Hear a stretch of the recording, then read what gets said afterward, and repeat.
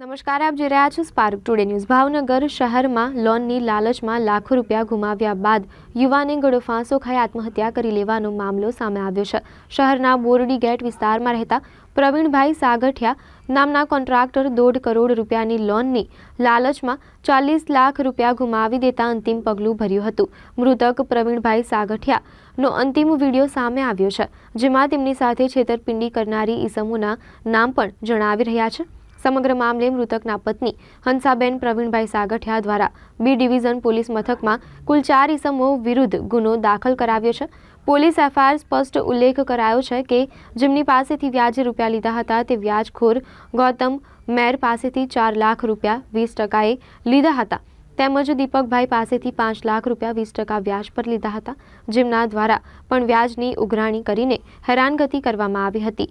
સમગ્ર મામલે B division police દ્વારા સ્યુસાઇડ નોટ અને વિડીયોના આધારે આગળની કાર્યવાહી હાથ ધરી છે। હું મરવા માંગતો નથી, પણ મને મજબૂર કરવામાં આવ્યો છે, જેને મને લોન કરવાની લાલચ આપીને મારી સાથે છેતરપિંડી કરવામાં આવી છે, જે મને 40 લાખ રૂપિયા મારા લઈ ગયા છે, મને માથે કરાવી દીધા છે અને એમ કરીને હવે કહે છે લોન નહીં થાય, સાહેબની બદલી થઈ ગઈ છે।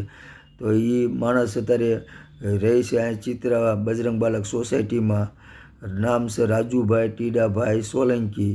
બીજો માણસ છે ભરતનગર નીલકંઠમાં રહે છે મેહુલભાઈ મકવાણા। હવે બેએ મારી સાથે પૈસા લઈને મારી સાથે છેતરપિંડી કરવામાં આવી છે। હવે કહે છે કે લોન નહીં થાય, હવે તમારા પૈસા કાગળિયામાં બગડી ગયા છે એમ કરી મારા 40 લાખ રૂપિયા મને કરજમાં નાખી દીધું। હવે હું પૈસા ક્યાંથી ચૂકવું? તો હવે મને મરવા સિવાય મારી આગળ કોઈ રસ્તો નથી। હવે એ લોકો એમ કહે છે કે હું તમને 30 લાખ જ પાછા આપું, 10 લાખનો ખર્ચો થઈ ગયો છે। તો એને મને લખાણ કરી દીધું કે હું તમને આટલે તે પાછા મને 2-3 મહિના સુધી મને પૈસા ન દેવા પડે ને એ માટે એને લખાણ મને કરી દીધું। હવે હું એ લખાણમાં મારી પાસે પૈસા માંગતા હતા, એ કોઈ સમજતા નથી। એ લોકો મને નકરા ફોન કરીને હું શું કરું? હવે એને માટે મને મરવા સિવાય મારી આગળ કાંઈ રસ્તો નથી। તો હવે આ બેને એટલી સજા આપજો, એ બેને એ રીતના કરજો કે જે મારા ઘરનાને પૈસા મારા પાછા મળી જાય અને મારા છોકરાને મારે બાળીને શાંતિથી રહી શકે।